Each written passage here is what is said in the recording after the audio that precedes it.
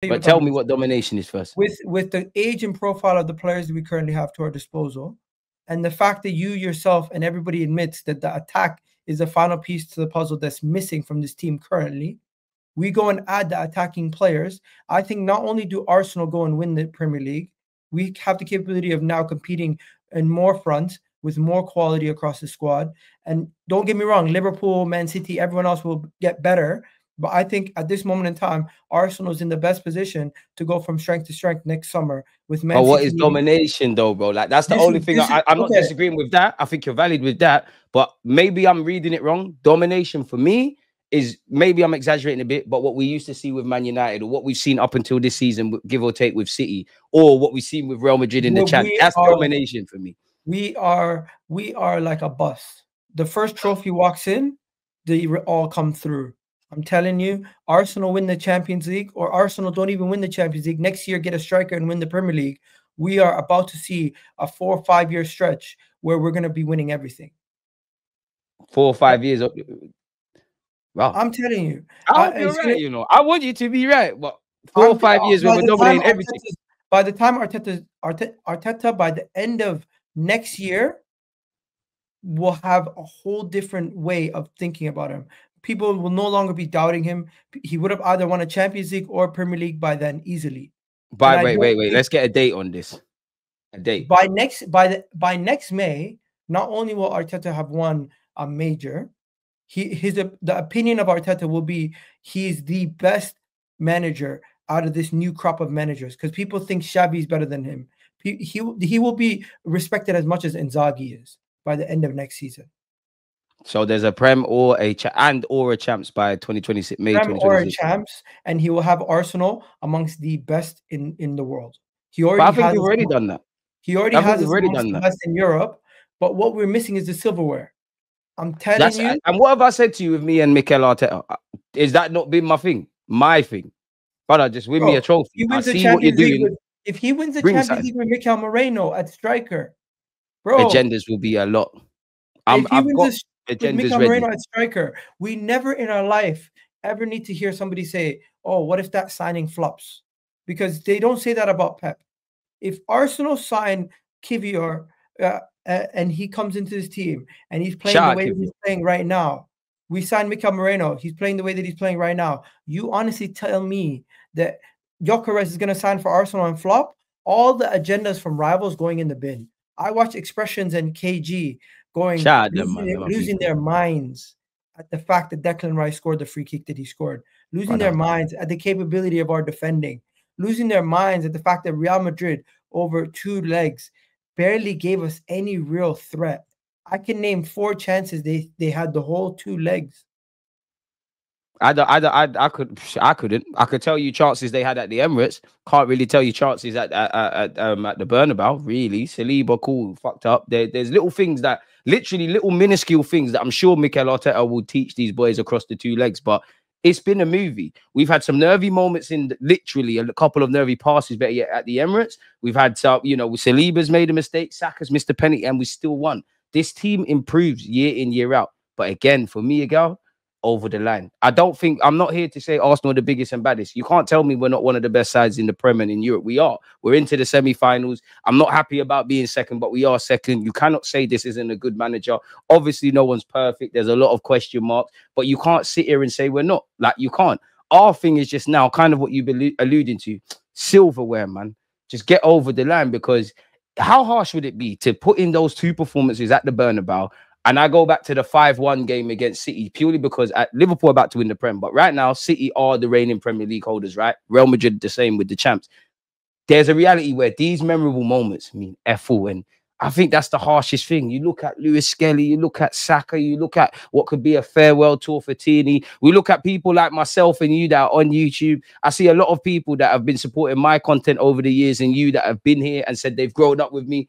We need that. I am one of the most balanced fans on YouTube, I feel. Even me, I'll be unbearable. I am becoming a monster. I see the darkness. I want to enter it. I love being hated. You know yourself. You know we're playing Real Madrid next year in the champs, right? You know that, innit? You know we're facing them again. I think football's fixed. I don't want to play Real Madrid again.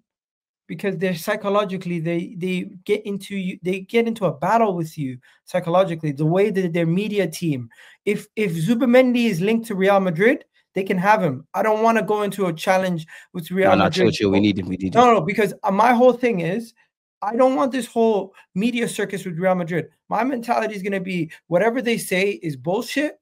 And if they're going to keep putting out articles saying Zubimendi is going to be a Real Madrid player, Arsenal is going to lose 4-0 on aggregate, let them believe what they want to believe. I'm just going to wait and see what happens at the end of the day. I'm not gonna let that bother me as much as it used to.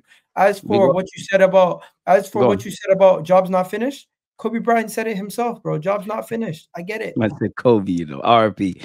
RP Kobe, man. He said it. Job's not finished. I get it. We still got a semifinal. We still got a final.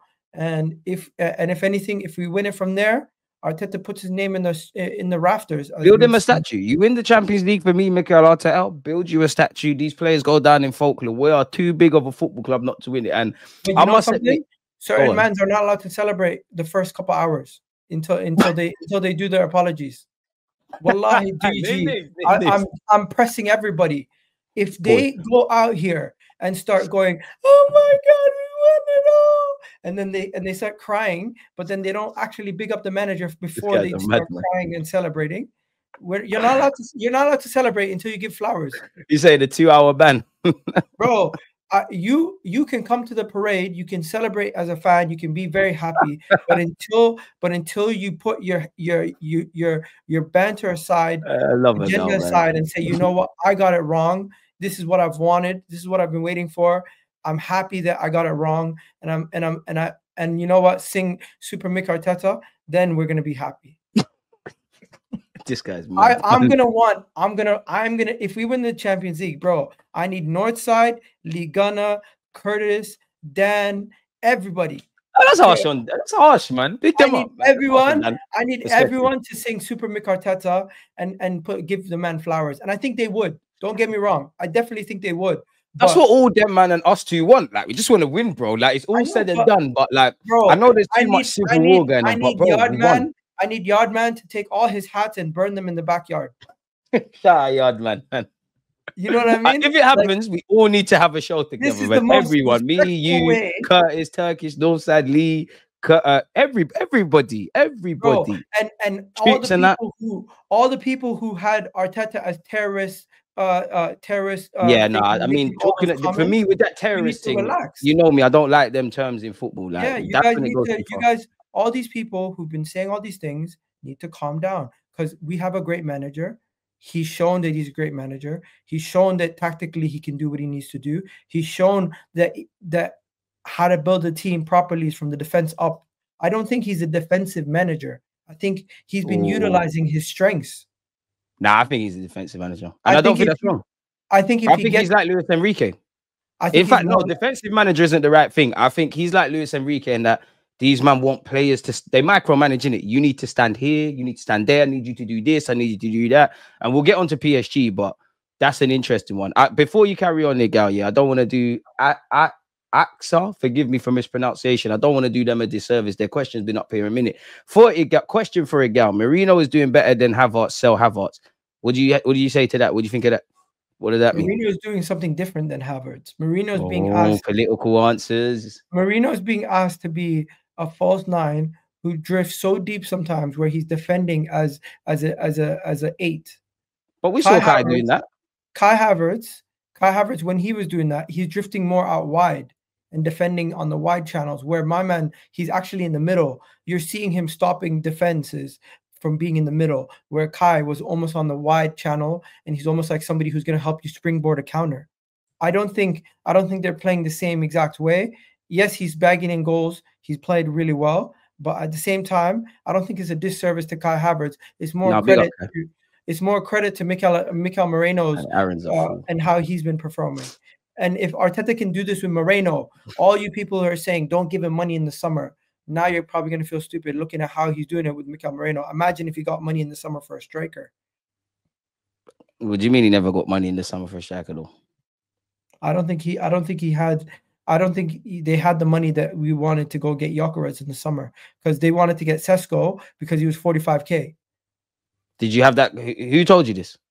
That was the reports that Sesko, if he was going to join Arsenal, he would join Arsenal for 45K, and instead of re-signing his contract at RB Leipzig.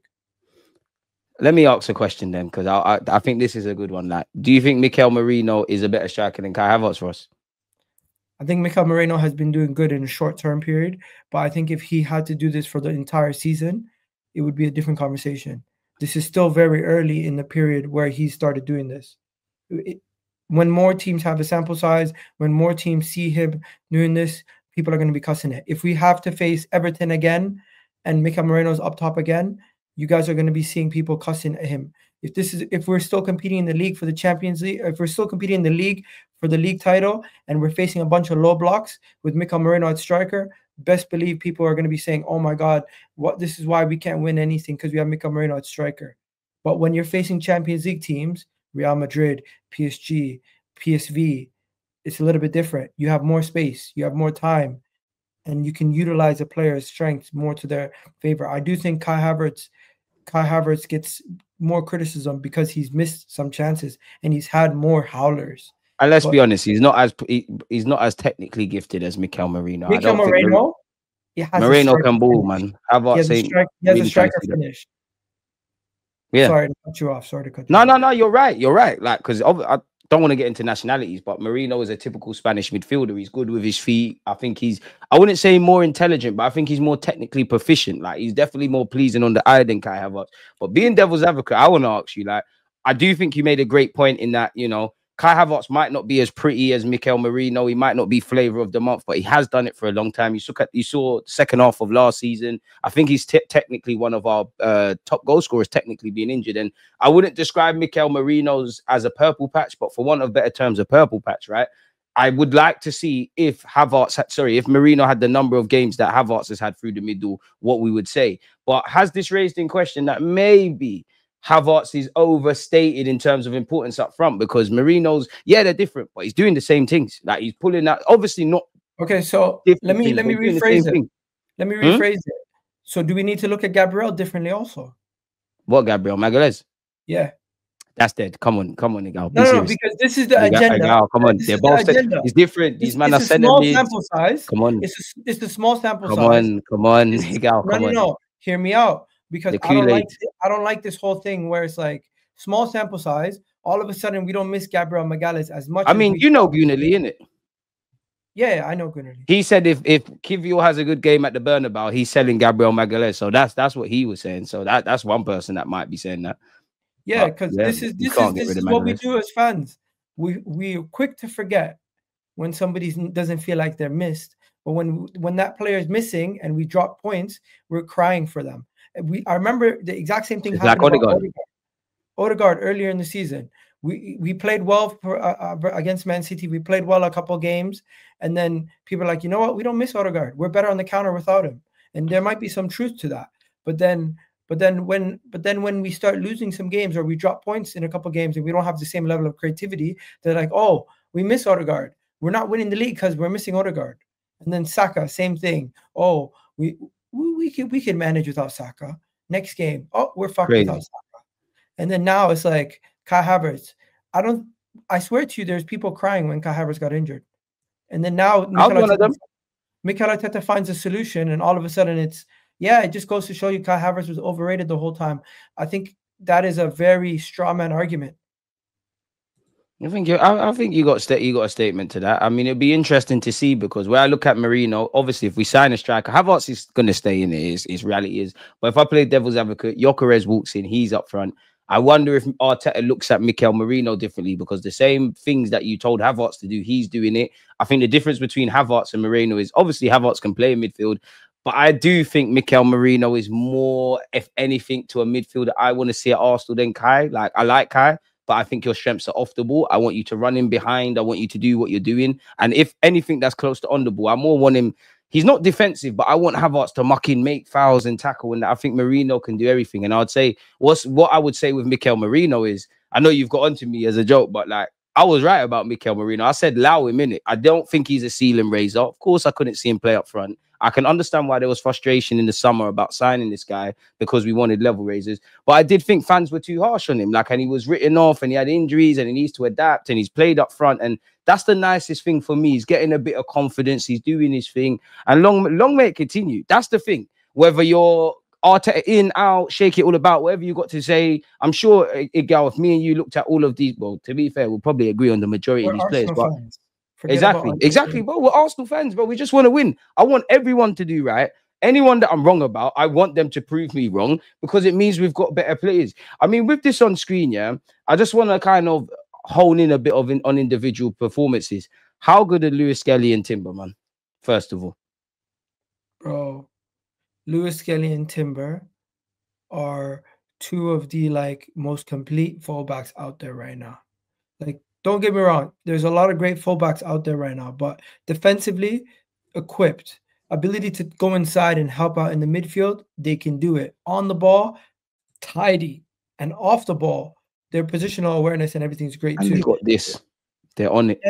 And Lewis Skelly didn't lose his cool. This is a man smiling, laughing, 18 years old. Timber, 1v1 demon, absolutely had every single player who... They said Lewis Skelly's a thug. Bro, if this Lewis Skelly that we have now was what do you call it, playing at the beginning of the season, we probably beat Liverpool at the Emirates. We probably win a bunch more games. He was there still. No, but he wasn't this ready. Now he's ready. Oh, I have a bold statement. Lewis Skelly is winning Young Player of the Premier League next season. He should be winning it this year, but where Phil Foden still counted as a young player. This year's too early for him. No, man, it ain't too early, bro. I know the Champions League game. How is it too early? How? What is too early? He beat up. Look what he did against City. After everybody they start the voting. They start the voting in a couple weeks. That vote for the guy, man. He's won it. I don't care who actually wins it. The streets know who they're gonna give it to Morgan Rogers, probably. They're gonna give it to Foden, man. Like Foden somehow wins it. Foden will be a young player when he's 35. Wow, he's still Michael Richards is still saying he's a young player, generational talent. Nah, you know what it is? Foden suffers from Jesse Lingard complex. They still look at him as. And my friend said that yesterday. You know. Yeah, they still look at him as a youngster. Like they compare a similar situation with Rashford. He was 26. They're still saying he's the best young forward. Look at his experience. He's 26, bro. What are we talking about young? Bukayo Saka's 23 now. We need to stop acting like these guys are youngsters. They're grown men. Pardon me. Big up American Gunner, man. Lewis Skelly, wavy. Timber, great. What do you feel about Martinelli? Fullback pairing going into next season, and I'm not gonna lie to you. I don't think he needs to touch the midfield. He can make left back and overtake Ashley Cole if he continues to play at this level forever. Like, you know, I'm a fan of Lewis Skelly, but that's a bold statement, Ashley Cole. You know, for 8-9 months, as much as a dream it's been. If he wins the Champions League with Arsenal, he already makes himself a legend in the making. True. Fair enough. And, you know, again, I want different options. You know, I want Benjamin White to be playing out of his skin. Timber, Lewis Skelly, Calafiori, Tommy, the same. We need this. We need all of them. Let's play a quick game. Mention one thing about each player. Because for me, what, Saka, like word association? What it could be a word, it could be a sentence, whatever you word. Go on. Where do you want to start? For me, first of all, Declan Rice, 100 million pound bargain, Declan Rice, right? Mustard. I can do this all in one word. Mustard. That's what I got for Declan Rice. Mustard. Martin Odegaard, Enigma. Underwhelming right now. Underwhelming. Timber. Boss. I have the utmost faith in him. Martinelli. I appreciate him. I think a lot of people don't appreciate him. Underrated. I like that. Miles Lewis Skelly. Rising star. I'll just say star. Saka.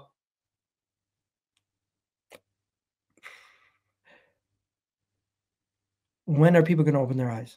I would say amazing, or I would say 2 words, my son. Like, I genuinely think you're my son, like, or my brother or something. Raya.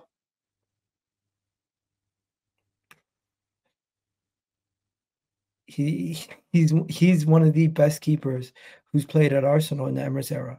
No debate. I'll say steady. Steady. I'm not like big up Ramsdale. You know me. I was a big fan of Ramsdale, but I didn't like the whole. I was on signing Raya. I didn't like the whole because people always say, yeah, Arteta's got to find improvements where there's none, and he's got to make unpopular decisions, which is great when you don't necessarily like a player. Like it'd be easy to sign an upgrade on Martinelli, right? Ramsdale was doing his thing at the time. Everyone wants Arteta to do this until it's players that's not making sense. Everyone admits they're wrong about Raya. Even Raya's there's no shame in that. Raya's way better than Ramsdale, way better than him. Purely because before anything, this and if Garcia comes in, and if Garcia comes in and he's better than Raya, it is what it is. Safe. The game's the game. Saliba is the best player at the club. Class. Oh, huh? Best player at the club. He's one of them. He's one of them. He's one of them. Still, he's one of them.